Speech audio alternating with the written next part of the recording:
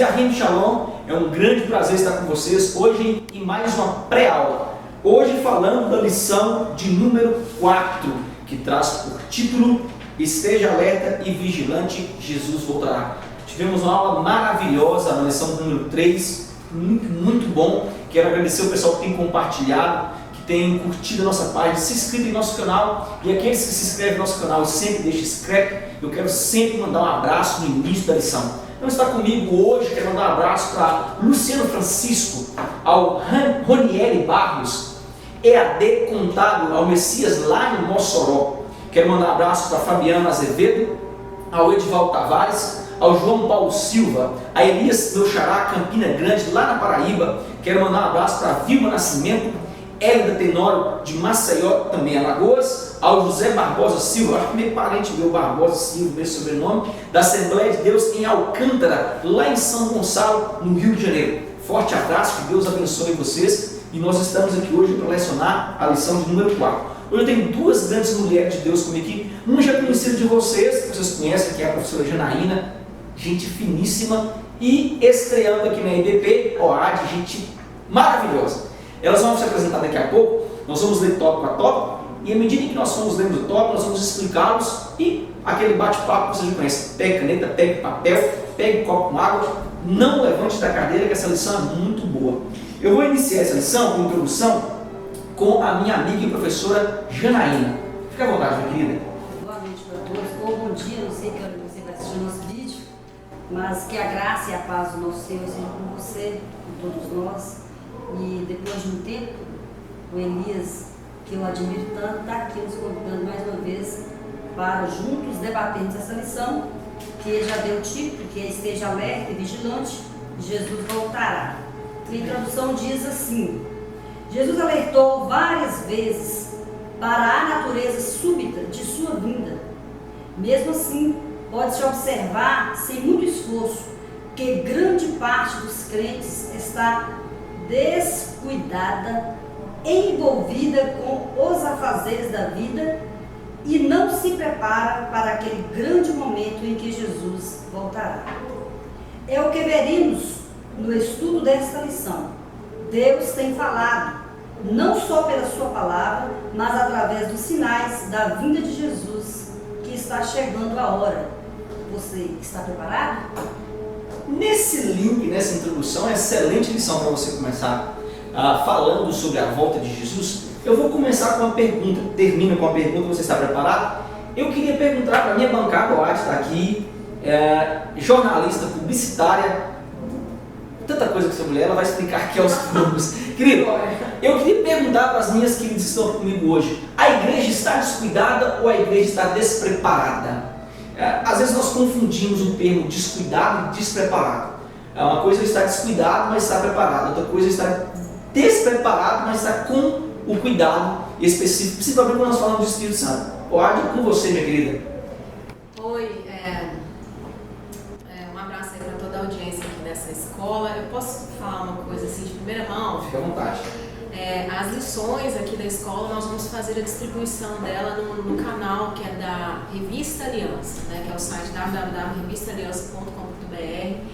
E se você conhece pessoas que moram mais na região sul, sudeste do Brasil, né, eu vi que você tem uma boa audiência aí no norte, no nordeste, pode dar um link também, pode falar também quem está lá. E lá nesse portal, é um portal especificamente sobre testemunhos, nós vamos publicar a matéria aqui de como surgiu essa ideia aqui da escola, de como está sendo desenvolvido, como isso tem agradado o Senhor, como isso tem repercutido. E também vamos distribuir o link lá, eu tenho certeza que vai ser maravilhoso para todos nós. Bem, está preparado e alerta para a volta de Cristo, né?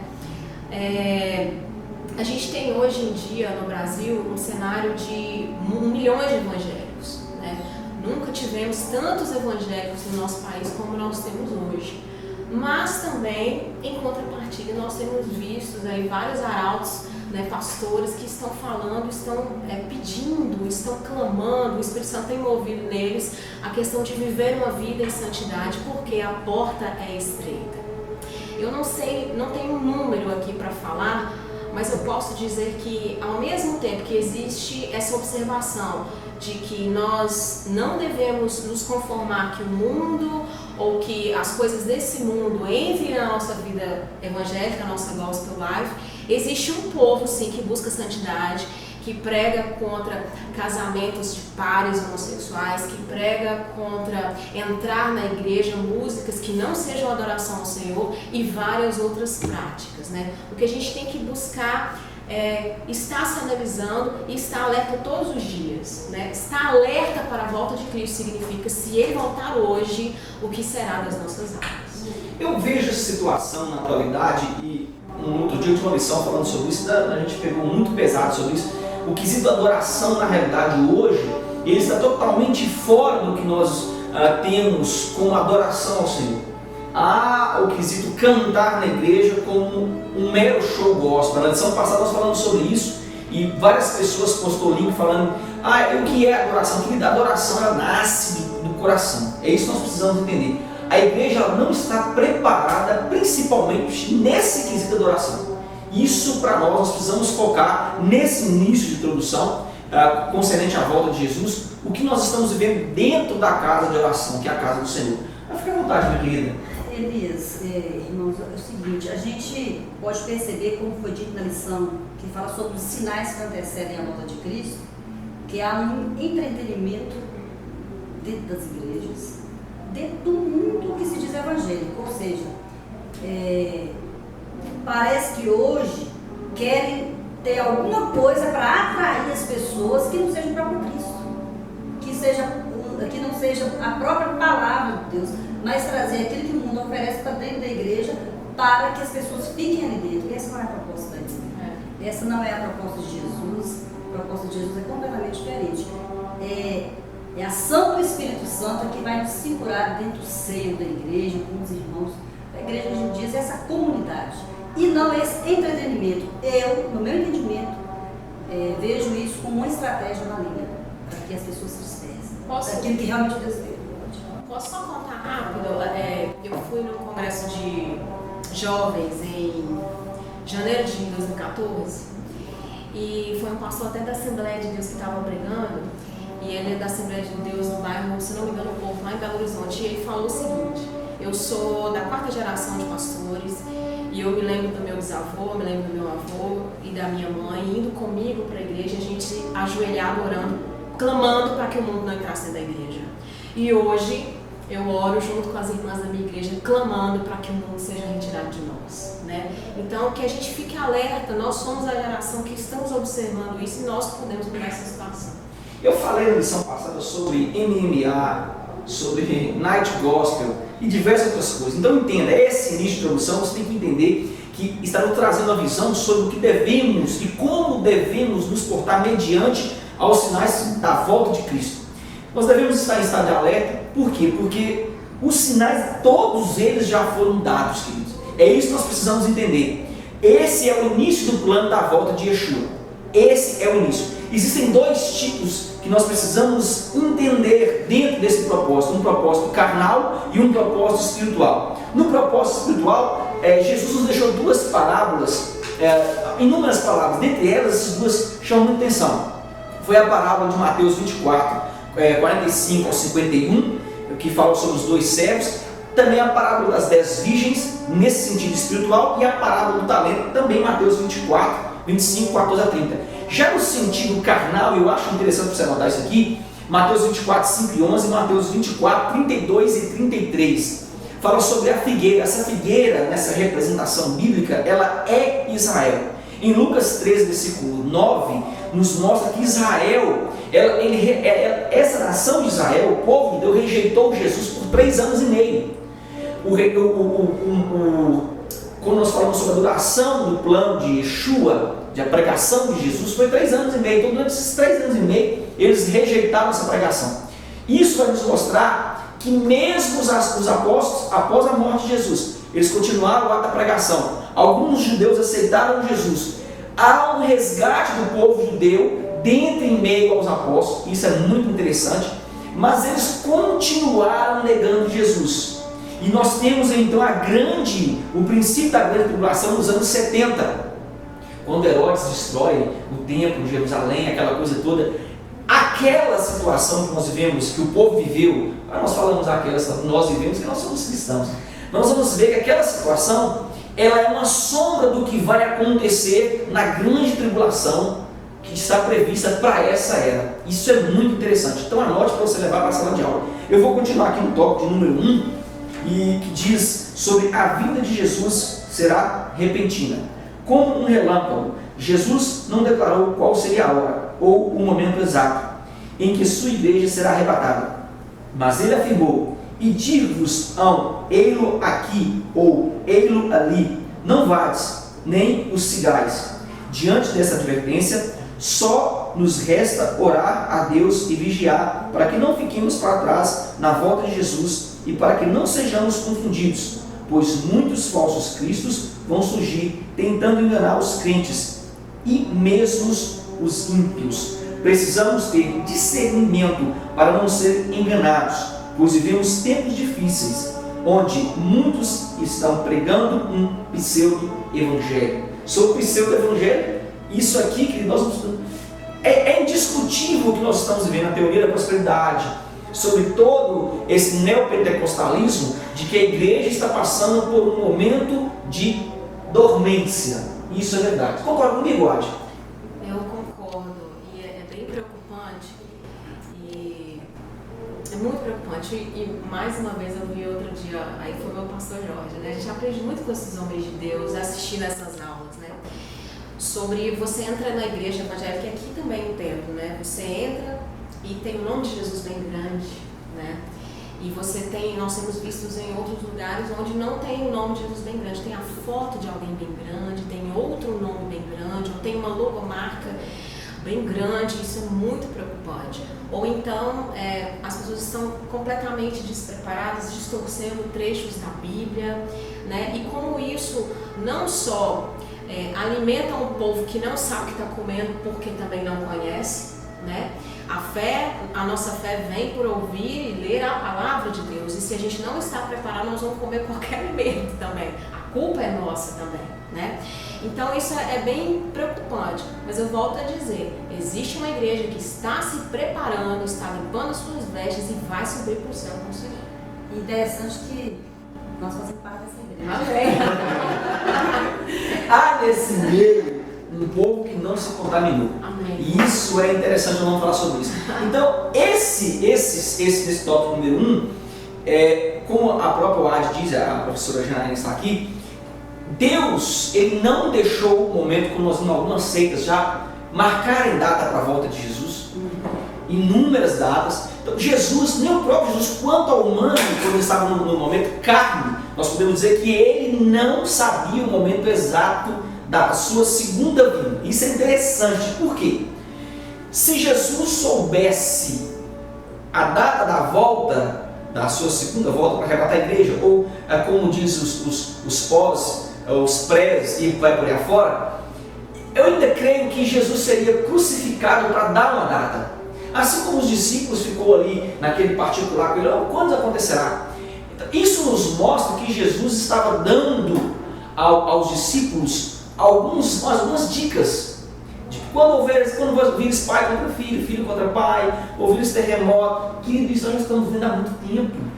É a maior prova de que Jesus já está próximo. Então anote isso aqui, que ele não deixa data para que nós pudéssemos estar preparados em todo o tempo.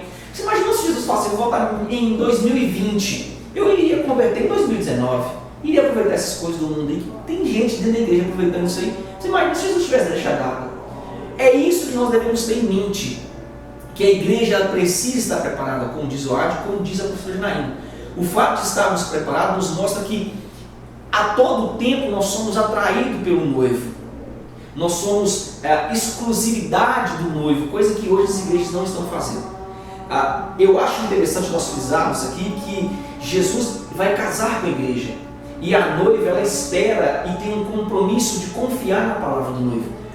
Assim como o noivo se absteve do vinho, nos esperando, Mateus 26, versículo 29 fala sobre isso, que Jesus fez um jejum carnal, isso é muito interessante sobre o vinho, e nós fazemos um jejum espiritual. Nós aderimos ao Espírito Santo e deixamos de fora as coisas carnais, nós nos envolvemos com o mundo, para que esse casamento possa acontecer. Outra passagem que nos deixa magníficos sobre isso aqui e é o fato de, em Lucas 21, 29, 36, é o fato de Jerusalém surgir como nação em 1948. Isso é um magnífico. A figueira iria florescer, diz a passagem, e nós já estamos vendo isso acontecer. Jesus disse assim também: quando vides acontecer essas coisas, sabei que está próximo o reino de Deus. Pastor Elias, eu acredito que esse tópico nos convida a não viver a este evangelho que é o pseudo. Porque pseudo é algo que é uma coisa muito parecida. Né? Então, você precisa ter discernimento espiritual para entender que aquele não é o evangelho genuíno. Então, como é que a gente faz isso? Conhecendo a palavra, conhecendo, lendo a Bíblia e tendo um relacionamento íntimo com o Senhor. Aí você vai viver o evangelho genuíno, verdadeiro, simples de que Jesus nos ensinou. E aí nós vamos abortar esse pseudo. Eu acho magnífico que, sobre datas, inúmeras pessoas juntou e fez diversos cartazes anunciando a volta de Jesus. Mas se nós estudarmos um pouquinho a Bíblia, nós vamos ver que Jerusalém passou por um grande sofrimento na década de 70 depois de Cristo. E eles continuam julgando e continuam dizendo que o Messias não voltou. Quando nós analisamos 2015 com 70, se nós analisarmos de lá, depois de Cristo, da grande tribulação, a sombra da grande tribulação, e se nós juntarmos as pecinhas, nós vamos ver que exatamente em 2018 seria os 70 anos pós o que nós chamamos de grande tribulação. Alguns especialistas dizem que em 2018 nós teremos uma grande notícia sobre o que vai acontecer em Jerusalém. Todas as nações estão se voltando contra Jerusalém, isso é um fato que está verídico. Então, querido, não estamos dando data aqui, mas tudo indica que 2018 será um ano ímpar para que tudo aconteça, o início do que nós estamos, o que nós chamamos invasão de Jerusalém. É isso que nós devemos ficar alerta.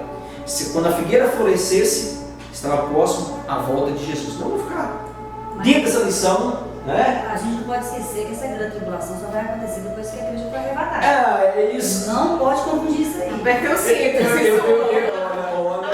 Eu acho magnífico isso. Eu não sou pré-tribulacionista. Eu me assumi ainda nesse campo. Eu ainda creio que tem pessoas que pregam o pré-tribulacionismo com medo da perseguição. Mas se você analisar, e se nós analisarmos, nós já estamos sofrendo uma pressão psicológica.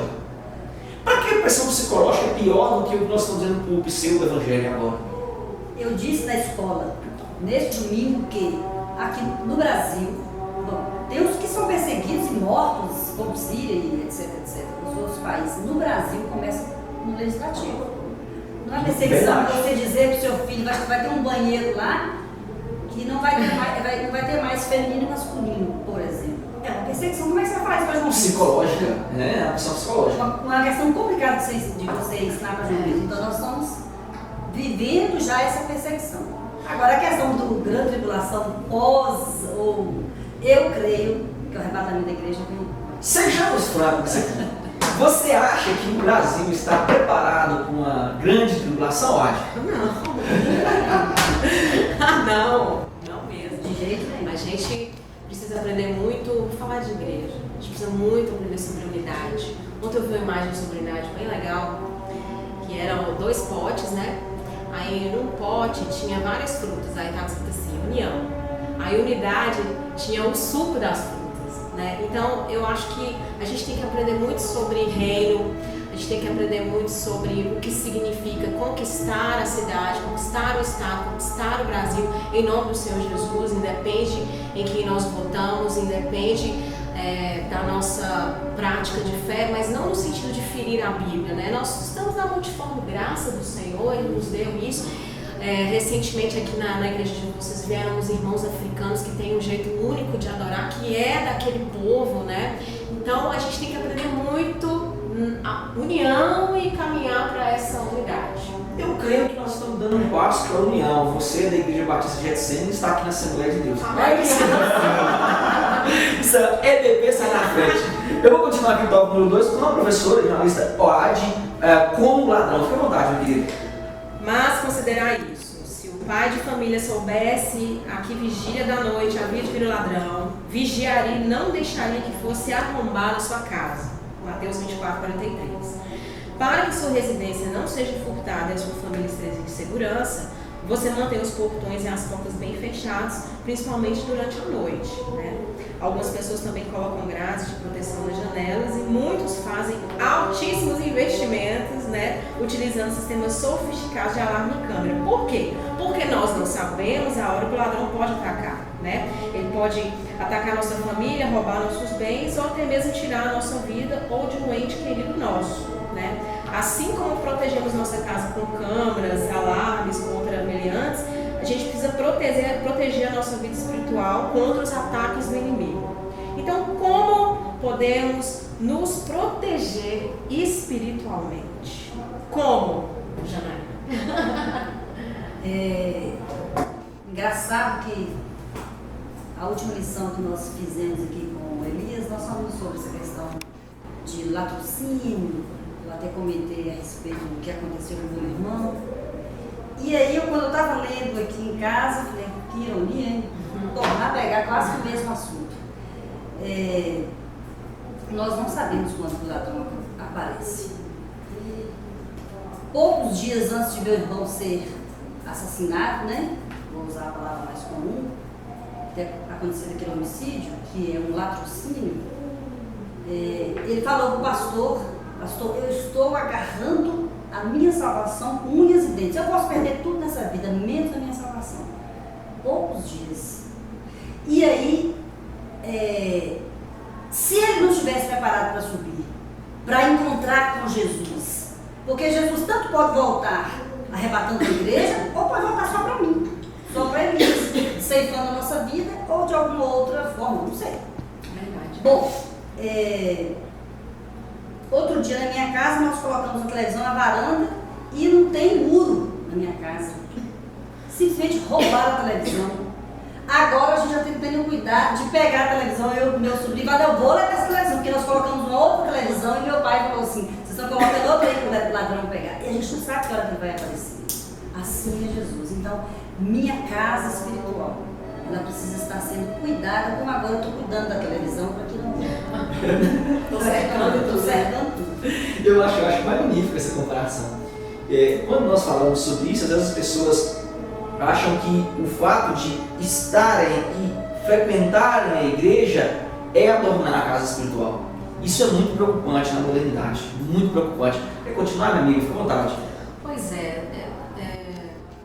eu não sei qual é a história espiritual de vocês, mas eu sou filha de crente. E como filha de crente eu frequentei a igreja há muito tempo, né? Mais na frente aí, quando fala sobre a mulher de Ló, eu até ia sair com a minha família de dentro da casa, mas eu possivelmente olharia para trás, né? Eu seguiria o fluxo familiar, mas possivelmente meu coração não estaria ali.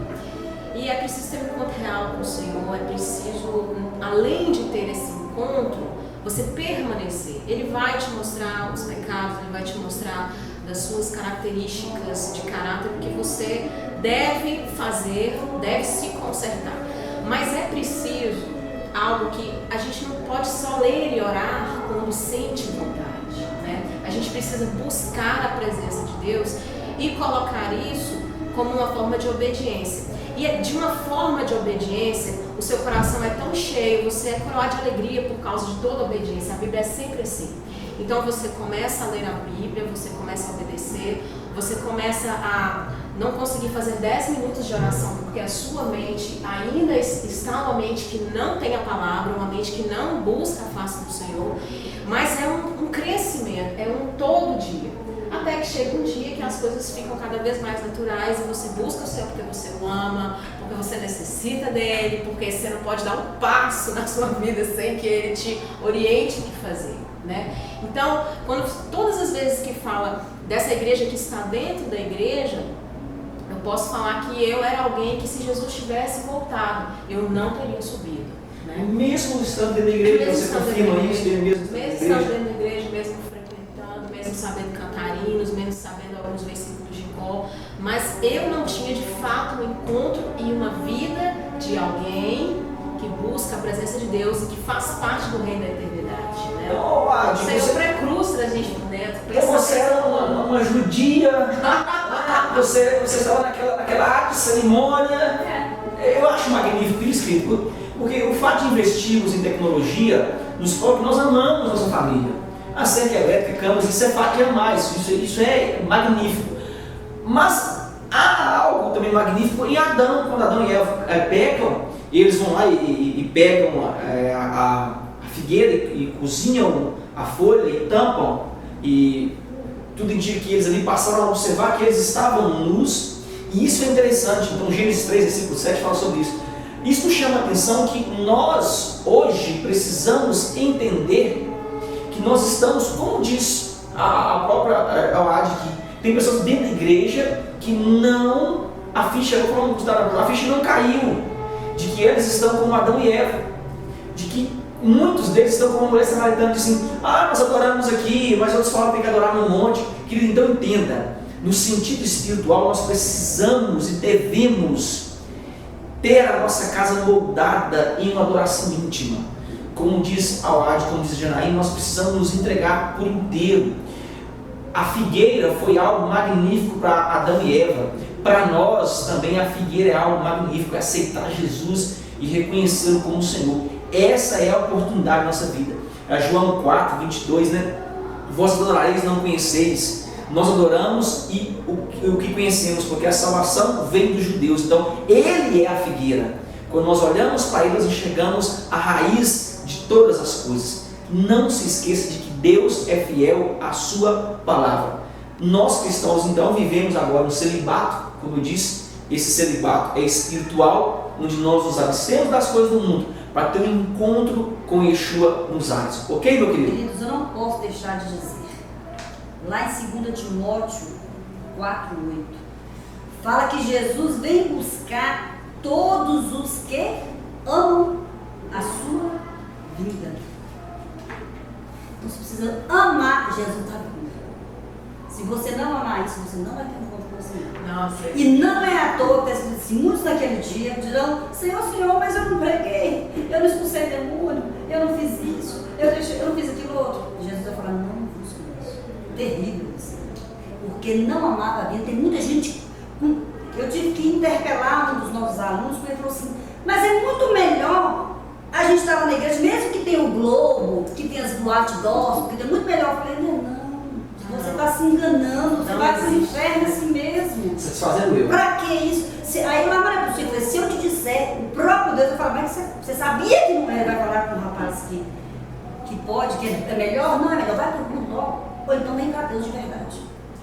Há em nós, seres humanos, um quesito caridade, é carência do mundo. Nós saímos do Egito, mas do Egito... Nossa. Eu vou continuar aqui no tópico de número 2, que fala sobre como foi nos dias de Noé. Caiu certinho para você, Janaína. Pode continuar. Comigo, Bebia, fica à vontade. Vamos lá.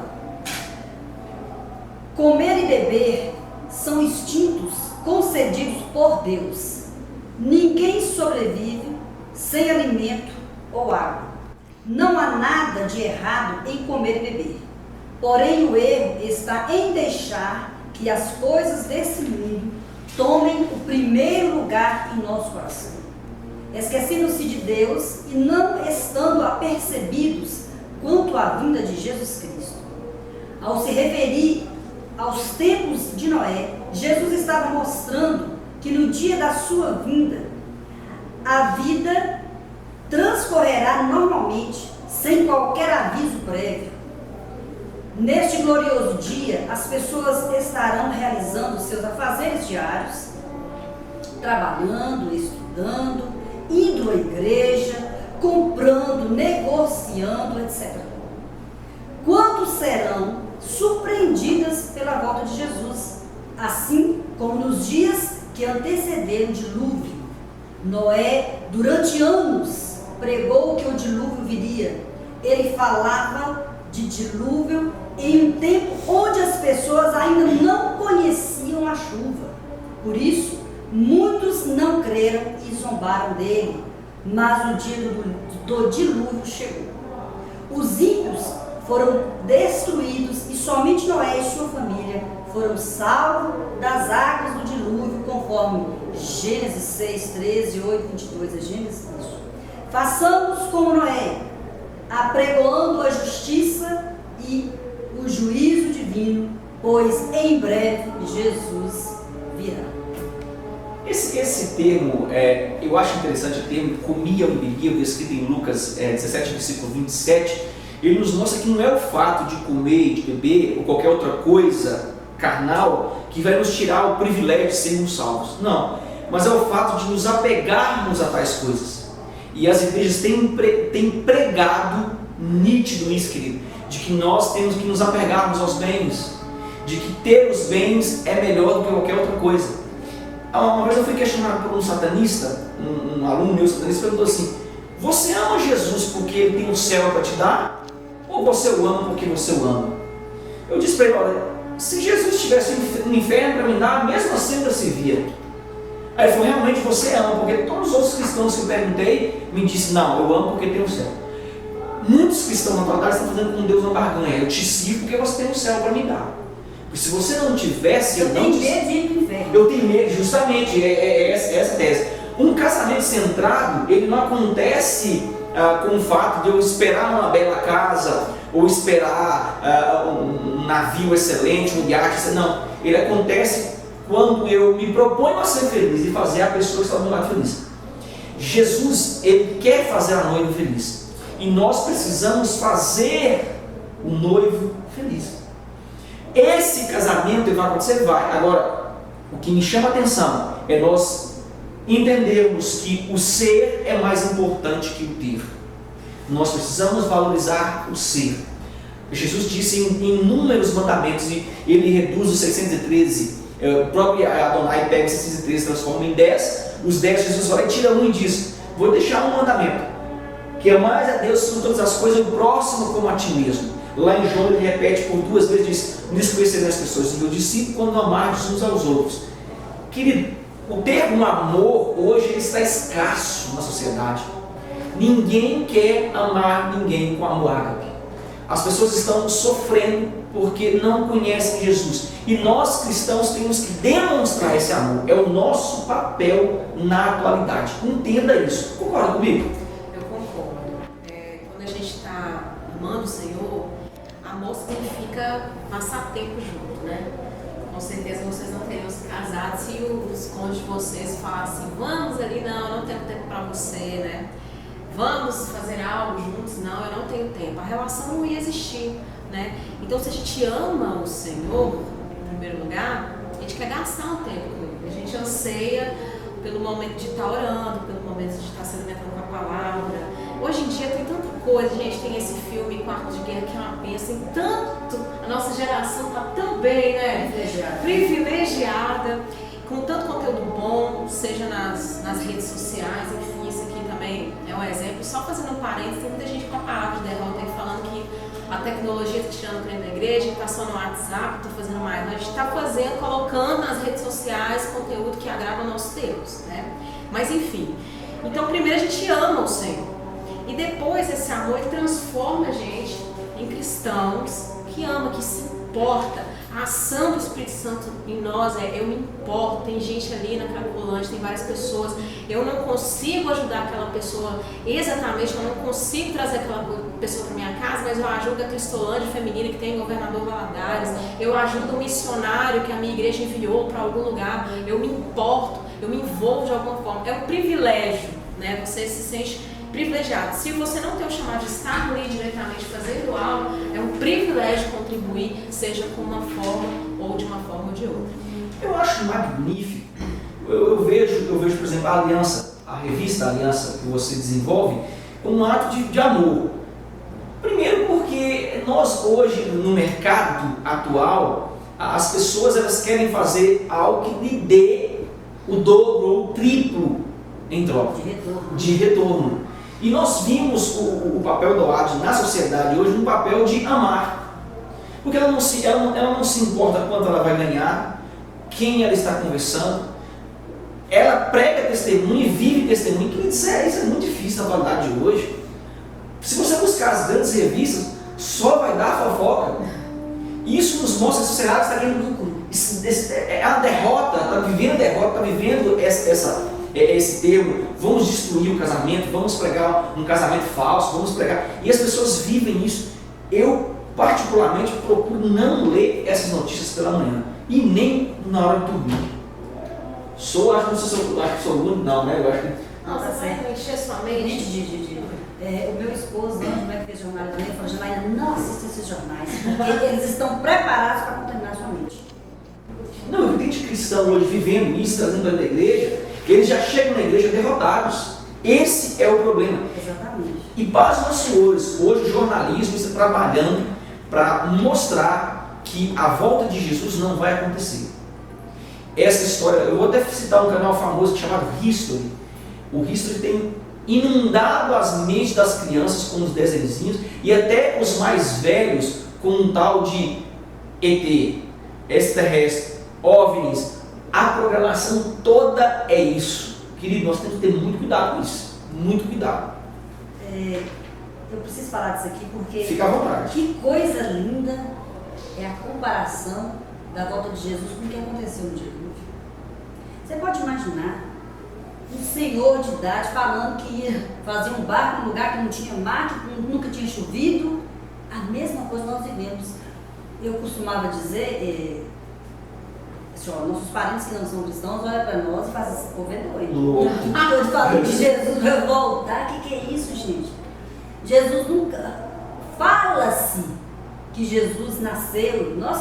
Alguns acreditam nisso, como acreditam em Dom Pedro I. Eu nunca vi, não, mas aconteceu. Tá? Então fica aí no campo da intelectualidade. Então, assim, eu achei assim... sempre que eu leio é uma coisa linda. Eu fico imaginando Noé falando que velhinho, o povo caducou, tá louco. A mesma coisa, nós precisamos ser disso, somos loucos mesmo. Por isso que tem, né? Louco! Essa noite pediu a sua alma. Falar uma coisa que posso. Eu gosto muito da apologética, que é a defesa da fé cristã, de acordo com as evidências, as provas e evidências. Bom, se a gente está falando de ciência precisa de provas científicas. H2O é H2O em qualquer lugar na face da Terra. Então, quando a gente fala de Cristo, eu não consigo repetir Cristo. Mesmo que eu faça um clone da Janaína ou do Elias, vão ser com a mesma estrutura, né, molecular, mas não vai ser a mesma pessoa com as mesmas vivências e tudo. Então, quando a gente fala de Cristo, a gente fala da sua vida e ressurreição, a gente fala das evidências. Como que eu sei que o Elias nasceu? Eu tenho o número de CPF, o número de RG dele, as fotografias, a árvore genealógica, as pessoas que conviveram com ele.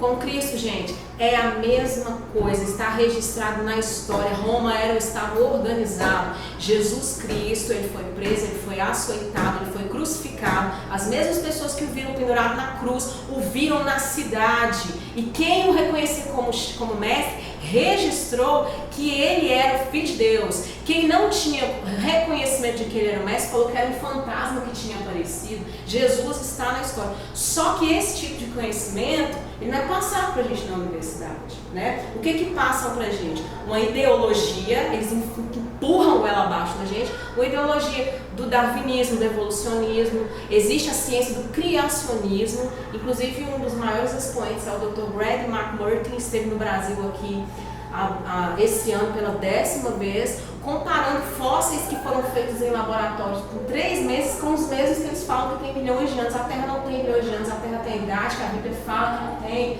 Então, mesmo para quem não acredita, ainda não teve os seus olhos espirituais abertos, né?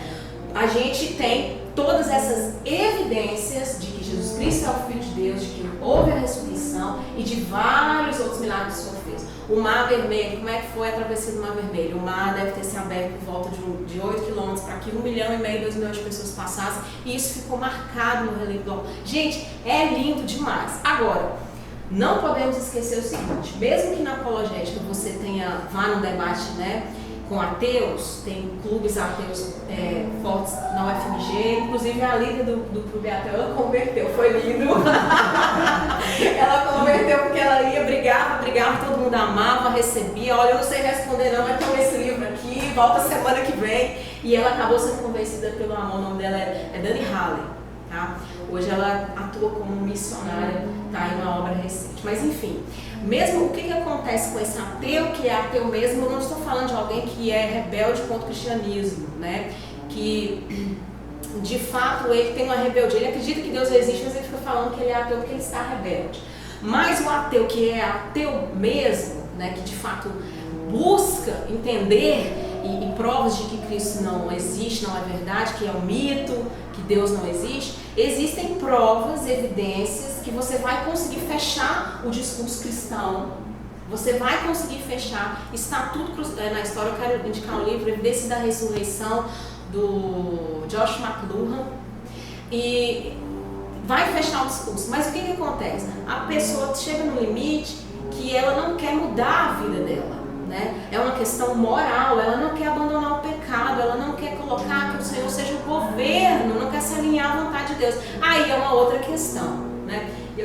Sobre isso eu quero deixar um versículo que está em 1 Pedro 3,15, que fala assim: antes santificai-vos a Cristo como Senhor em vosso coração, estando sempre preparados para responder a todo aquele que vos pedir razão da esperança que há em vós, fazendo, todavia, com mansidão e temor, com boa consciência, de modo que, naquilo em que falam contra vós, fiquem envergonhados os que difamam o vosso bom procedimento em Cristo. Porque, se for da vontade de Deus, é melhor que sofrais por praticardes o que é bom do que praticando o mal. No fim das contas, existe uma decisão, uma alma que vai se render ou não, para que o Senhor entre dentro do coração. Enquanto a Adi falava, vendo que nós acabamos de ler, é que nós que entendemos isso, precisamos divulgar essa verdade. Que precisamos divulgar essa verdade, talvez nós queiramos essas coisas no nosso tempo. E quem convence o homem do pecado, da justiça e do juízo é o Espírito Santo de Deus. Sendo assim, vou vos contar uma coisa linda que aconteceu conosco. Aprove Deus recolher meu pai há 45 dias atrás. E meu pai pegou 20 anos pro meu tio, irmão da minha mãe. No culto fúnebre, quando terminou o culto, que nós sepultamos, chegou em casa e falou assim: Janaína, Alci, minha mãe, Adriana, por favor, chegue aqui. Eu quero a Bíblia do seu pai. E a partir de hoje, eu sou cristão. Estou indo para a igreja a partir de hoje. Seu pai pregou para a minha vida inteira. O Espírito de Deus tocou em mim profundamente neste culto aqui no Brasil. Glória a Deus. Eu achei esse negócio fantástico. Eu fiquei apaixonada. E é uma pessoa que nós amamos muito, que nós oramos muito pela vida dele, num dia triste, cheio de alegria como esse. Em nós um quesito de querermos trazer a pessoa à força. Aí a Bíblia fala, não é por força nem por violência, mas pelo Espírito. Nós precisamos entender esses versículos e precisamos darmos crédito à palavra de Deus. Essa é a grande verdade. Essa é a grande verdade. Eu vou continuar aqui no tópico de número 2, diz: casar você dá você casamento. Casar e formar uma família são um projeto de Deus para o ser humano. Ele diz: portanto, deixará o varão, o seu pai e a sua mãe, e apegar-se-á à sua mulher, e serão ambos uma carne. Deus deseja o bem-estar do homem e o casamento contribui para isso. Porém, muitos estão de tal maneira envolvidos com seus cônjuges e filhos que se esquecem que estamos nesse mundo de passagem e que o dia do Senhor virá.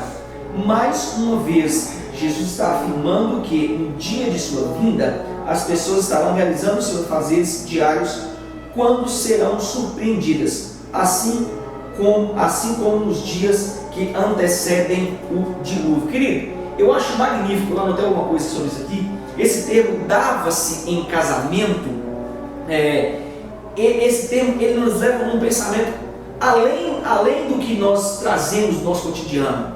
Isso não é algo comum, não é um pensamento comum, mas é um pensamento totalmente espiritual, porque nos mostra o quanto Deus nos ama e não nos deixar só, e nos mostra o quanto Deus queria que nós formássemos famílias, para que nós nos agrupássemos e não estivéssemos em solidão. Porque quando Adão caiu, automaticamente Adão foi afastado de Deus. Adão tinha um contato com Deus todos os dias. Deus viu que Adão, para não ficar só, colocou a Eva ao redor de Adão. E nós vimos toda aquela magnitude de Deus em fazer o primeiro casamento, em Gênesis, no Éden. E esse fato nos chama a atenção que, além do amor carnal que Deus nos deixou, tem um amor espiritual. Deus nos ama tanto.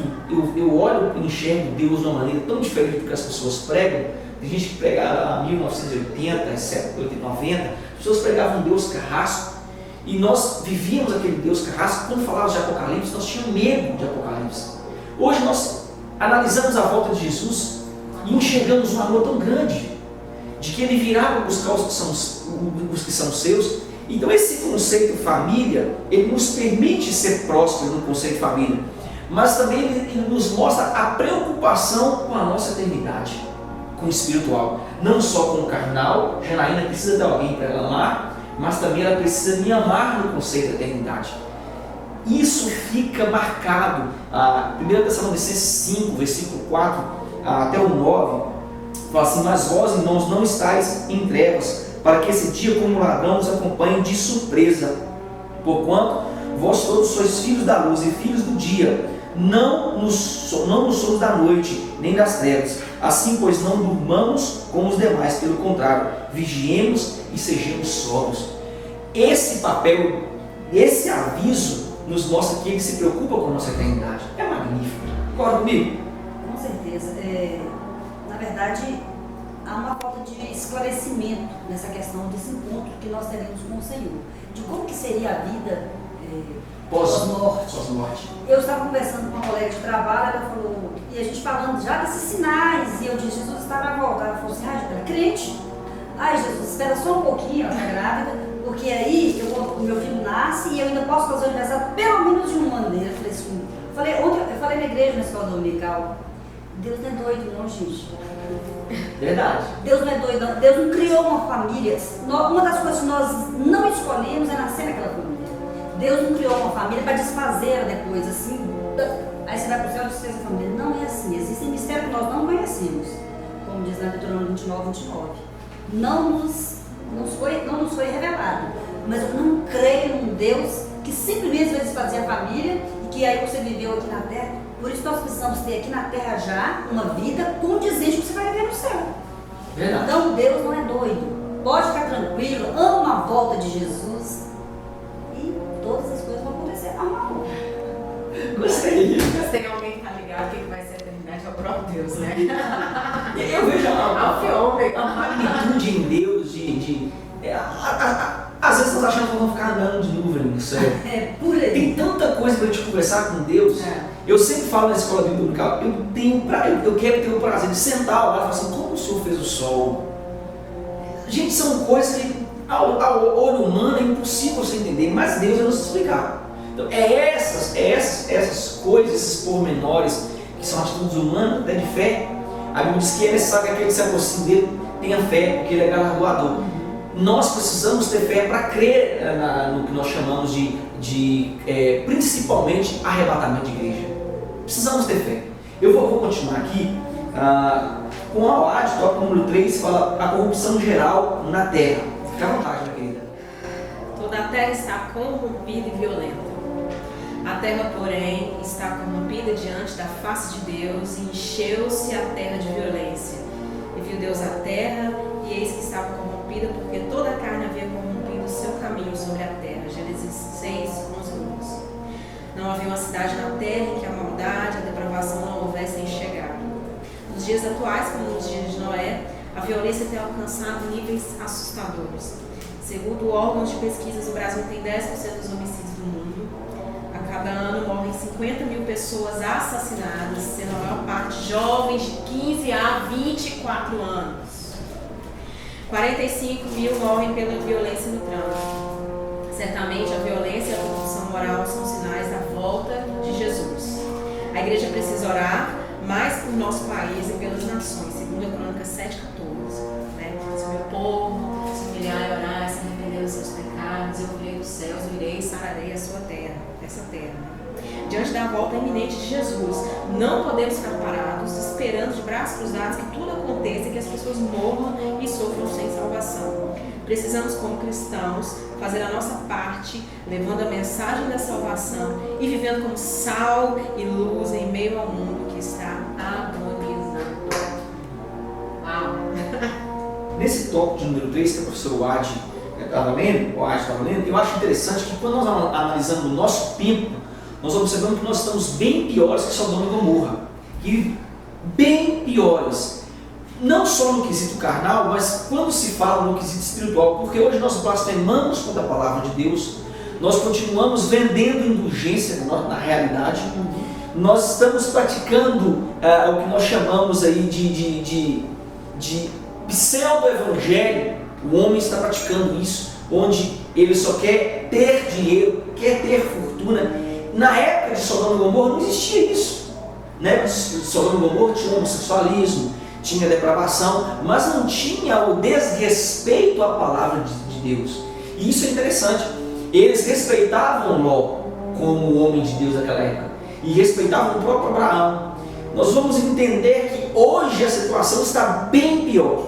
Então, o que Deus está querendo da igreja nessa atualidade? Essa é a pergunta que você vai fazer nesse tópico. O que Deus quer da igreja nessa atualidade é que esse tempo que nós estamos aqui, nós tenhamos um tempo para continuar falando da sua palavra.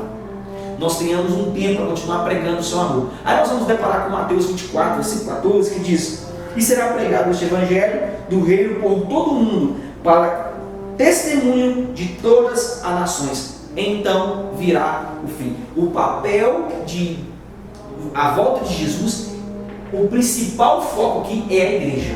A igreja tem que falar, a igreja tem que pregar. Me fizeram uma pergunta esses dias, eu fiquei com um incógnito na cabeça. É necessário que todo mundo ouça a palavra de Deus para Jesus voltar? Já analisaram isso? Foi pregado isso há muitos anos, né? Muitos anos isso. E esse texto é o sério para isso. E será pregado este evangelho do reino por todo o mundo, para testemunho das nações, então virá o fim. Eu estava analisando isso. Hoje, se o homem quiser, com apenas 5 minutos de televisão, todo mundo fica sabendo do evangelho. Eu creio que algumas tribos não é necessário que o evangelho vá, porque Jesus não vai julgar todo mundo pelo caráter de sabedoria, e sim, quanto mais foi dado, aquilo será cobrado. Isso aqui é interessante nós discutirmos sobre isso. Um índio que nunca ouviu falar de Jesus não será julgado como a Wade, como a Janaína. Isso aqui é algo interessantíssimo, nós devemos discutir essa sala, porque tem professores falando e pregando isso até hoje na Assembleia de Deus. Jesus não tem um tempo específico para voltar. Um dia é como 1000 anos, 1000 anos é como um dia. É isso que nós precisamos aprender. O mundo todo tem que saber para Jesus voltar. Mas se ele quiser voltar amanhã, o que é soberania? É o ato de reinar sem ser questionado. Nós não devemos questionar. Quando você fala de tribos, você fala de sociologia. Fica à vontade.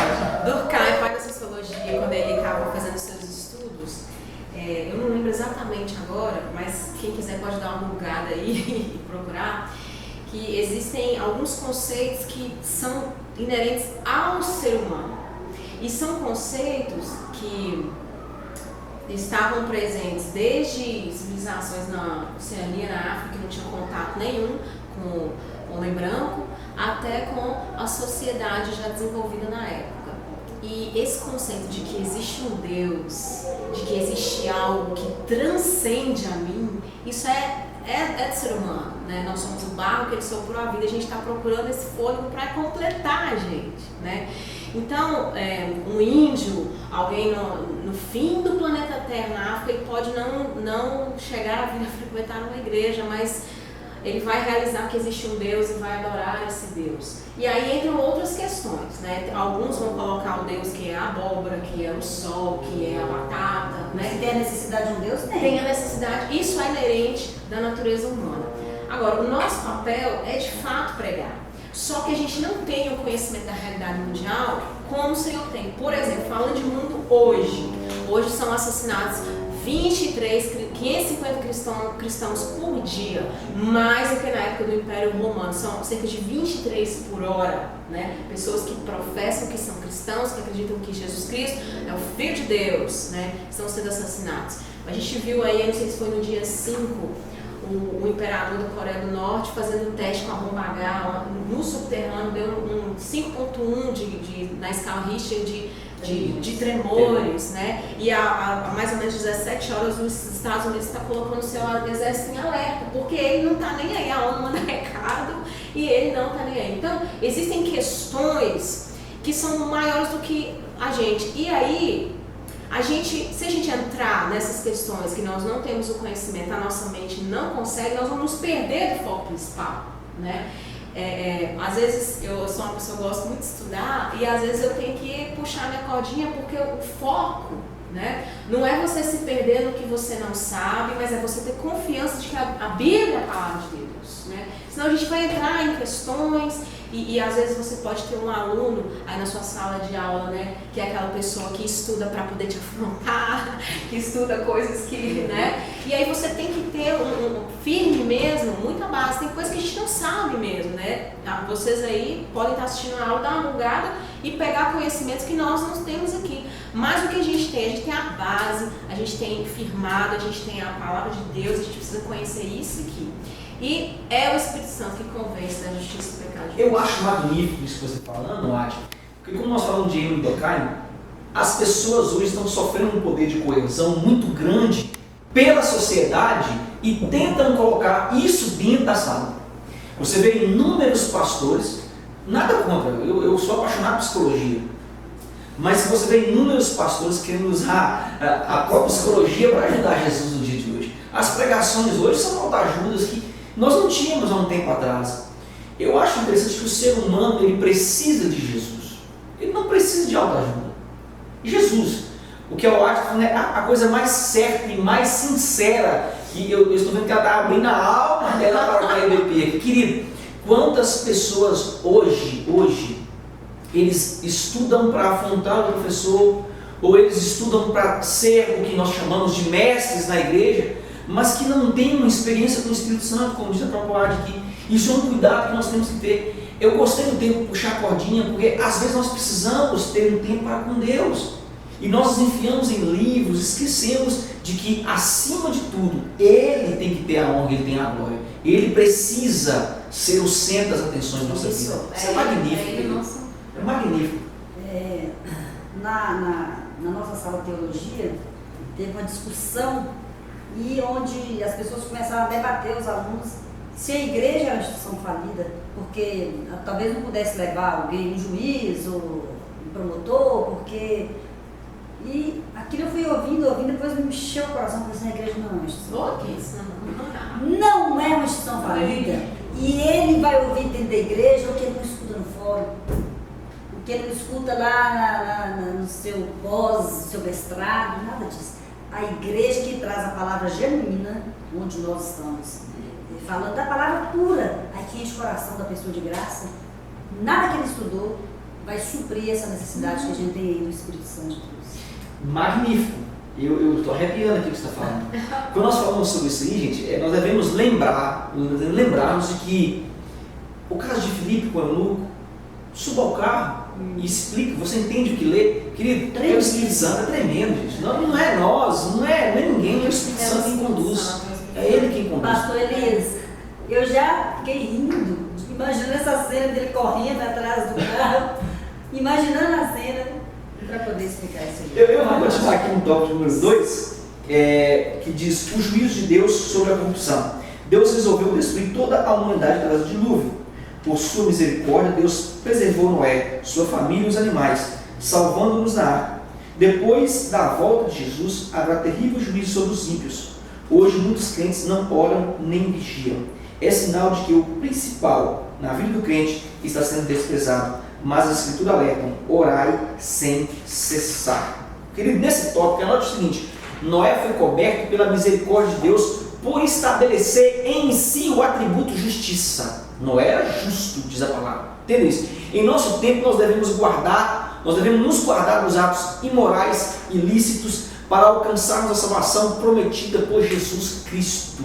Mateus 24, 46 e 47 diz: bem-aventurado aquele servo a quem o seu Senhor, quando vier, achar fazendo assim. Em verdade eu digo que ele confiará todos os demais bens. Na versão original fala isso. Então, assim como Noé, ele foi guardado pelo ato de justiça e se tornou amigo de Deus, a nossa justiça para com o mundo nos faz noiva de Cristo.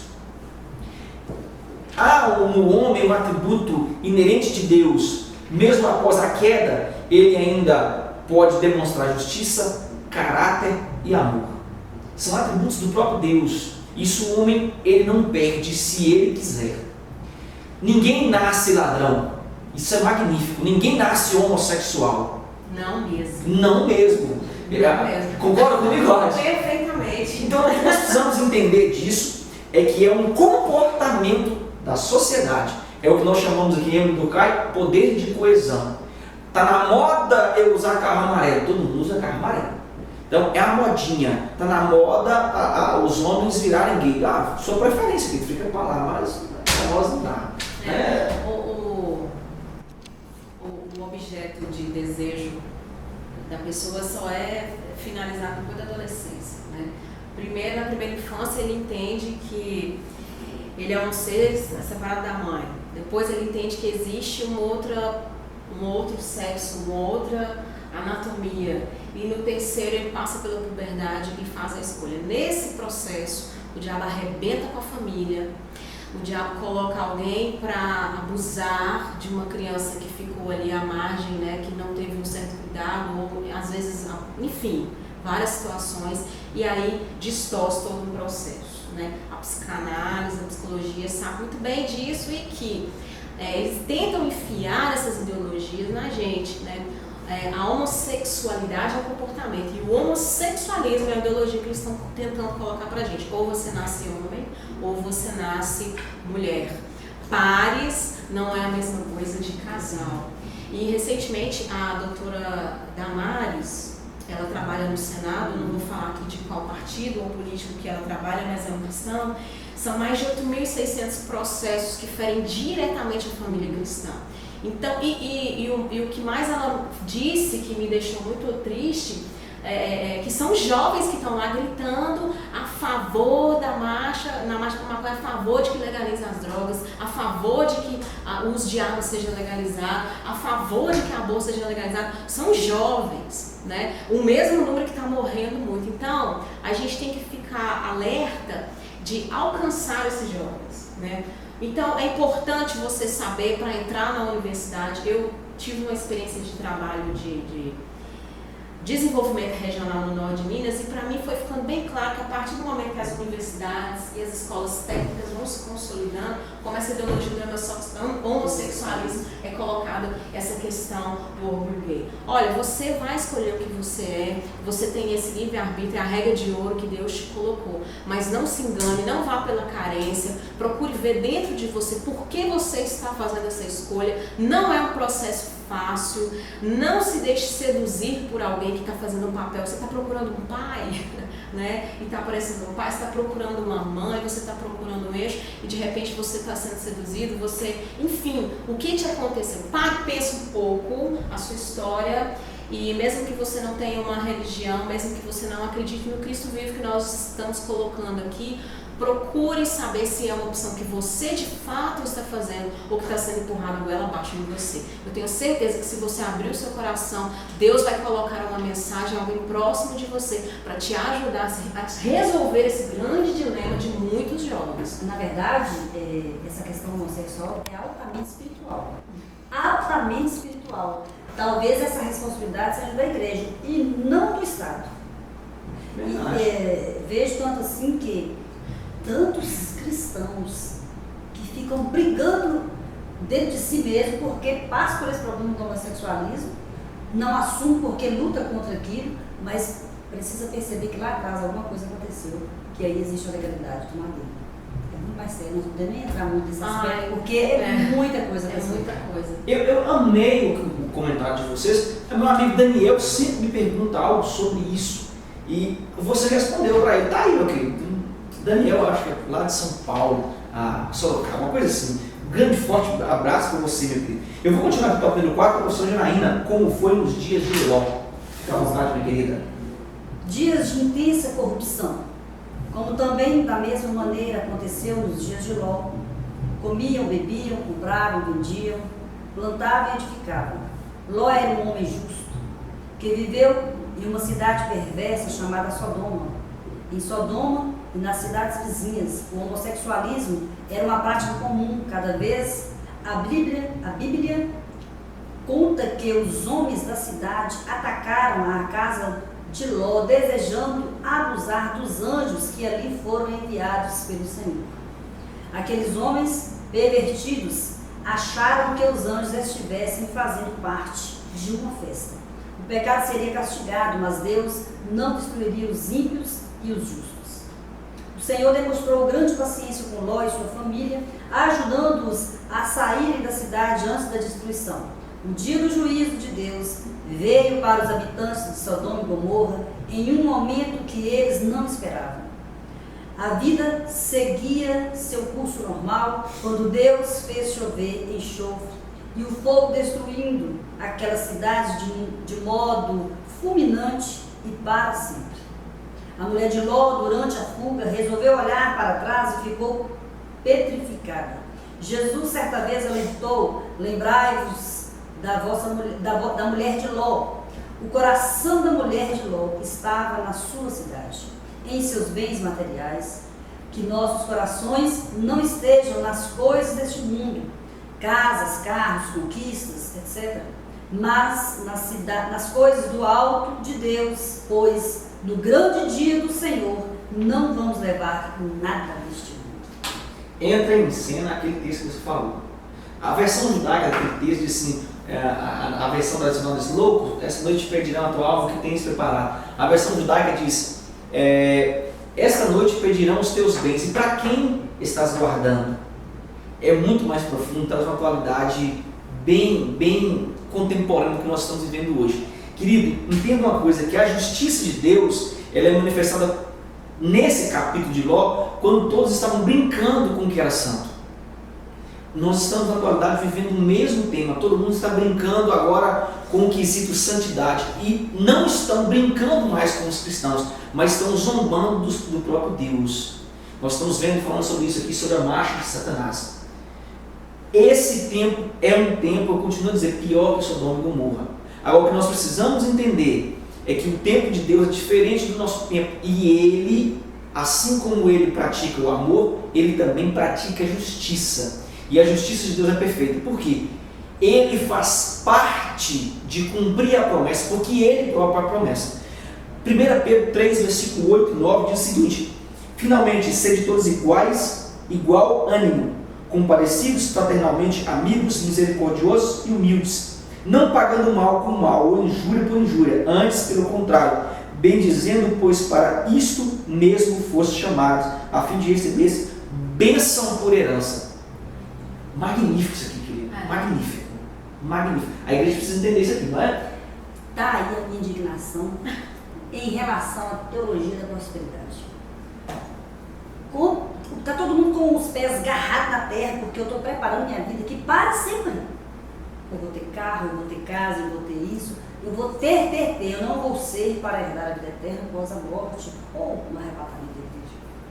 A minha indignação total. Então esse é um evangelho genuíno? Lógico que não. Eu queria fazer um acréscimo nessa fala sua, porque eu tenho aprendido muito sobre casamento, filhos, e não por ter uma experiência própria, mas com uma grande amiga que é editora-chefe da revista, que é a Carolina Padrão. A revista nasceu porque a filha dela recebeu uma cura, ela fazia uma revista de jornalismo social. Fulano foi para Disney, chegou a coleção de tal marca, tal lugar, e o Senhor chamou ela com a enfermidade da filha e ela mudou todo o paradigma. E quando fala louco, você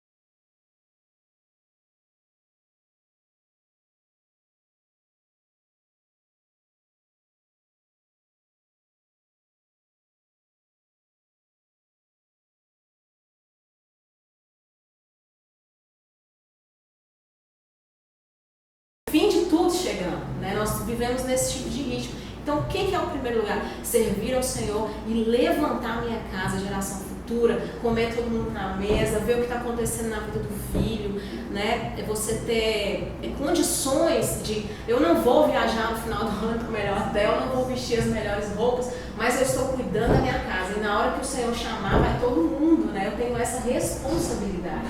Como que nós estamos nos perdendo nesse cotidiano por conta de ganhar um pouco a mais ou de ter um estilo de vida que é a mais do que de fato nós necessitamos, estamos sacrificando tempo ao Senhor e muitas vezes sacrificando famílias. Eu quero lembrar a fala de Oade, há um remanescente. A gente fala, né, a gente bate muito na igreja atual, mas há um remanescente.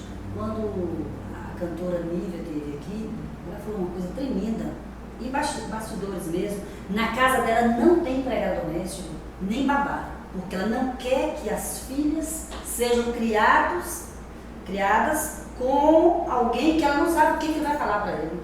Ah, não, eu que vou dar ensinamento para o meu filho. Porque é aí que entra o problema do homossexualismo depois, se alguém foi abusado sexualmente e outras coisas. Eu vou continuar aqui, tá muito bom o papo, Você vai chamar duas mulheres também, né? A corrupção mundial com a professora Oade. Fique à vontade, minha querida. Cadê? Onde que eu tô aqui? A corrupção mundial. Os dias de Ló são emblemáticos e um sinal para os dias em que vivemos. Recentemente, a Suprema Corte dos Estados Unidos, uma nação onde a maioria das pessoas se diz cristã, aprovou o casamento gay. Igrejas ditas evangélicas, concordando com tal prática, dão total apoio a esse tipo de união considerada abominação ao Senhor. No Brasil, Vou continuar, com vontade. o Plano Nacional de Direitos Humanos quer assegurar os direitos trabalhistas e previdenciários de profissionais do sexo. Isso significa que no programa oficial o governo considerará a prostituição uma atividade profissional. Entendeu aí, pastor Elias? Eu disse que no Brasil nós sofremos uma perseguição lá no Legislativo? Olha, é uma opinião bem sincera mesmo. Eu prefiro votar em homens que conhecem a Deus, que eu não sei, ele pode falar que ele conhece, de fato não conhece, mas eu prefiro Arriscar nele. votar no meu time de pessoas que, se eles não estão tendo uma conduta 100% com o Senhor, eu não tenho como saber, mas na hora de votar, na hora de se pensar sobre políticas públicas, gente, isso é muito sério. Depois que você trabalha no Estado, então isso fica muito latente.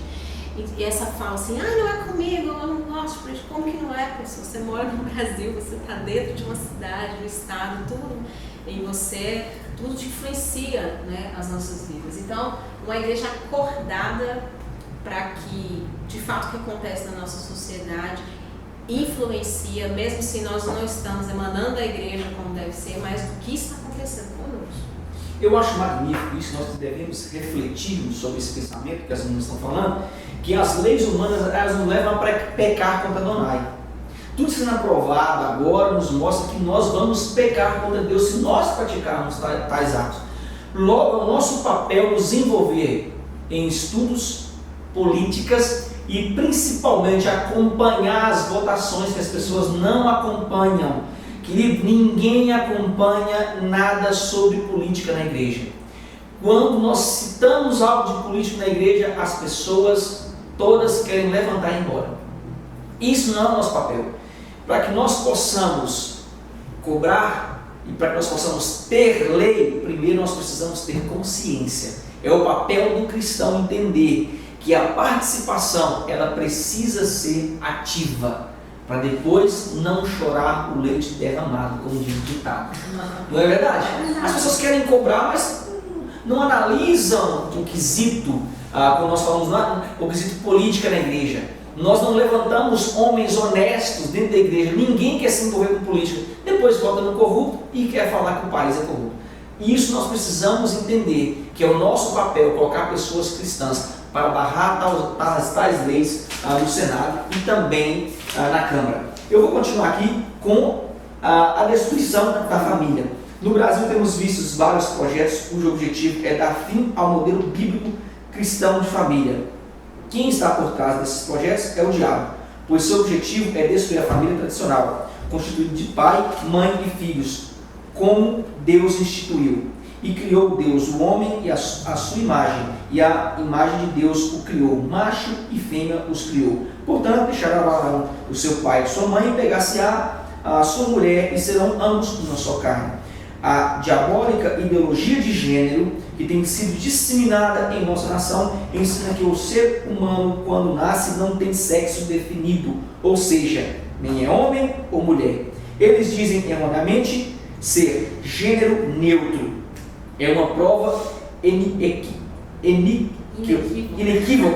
de que a iniquidade está multiplicando de forma avassaladora, o que faz soar a contagem regressiva para o Apocalipse. Fica à vontade, minha querida. Eu acho tremendo quando a Bíblia faz diferenciação entre pecado e iniquidade. Magnífico. Pecado é uma coisa, iniquidade é outra. Um comentário assim que chega a me estremecer. Porque quem está na iniquidade não consegue nem saber que aquilo, não consegue nem entender que aquilo ali é pecado. Ele está cauterizado, ele está investindo. Isso é muito normal. Exatamente. Iniquidade vai passando de geração em geração. Aquela iniquidade vai passando de geração em geração. Pecado a gente consegue se arrepender. Porque a pessoa pode nunca ter lido a Bíblia, nunca ter ido na igreja, ele tem aquele sentimento daquilo que eu fiz uma coisa errada.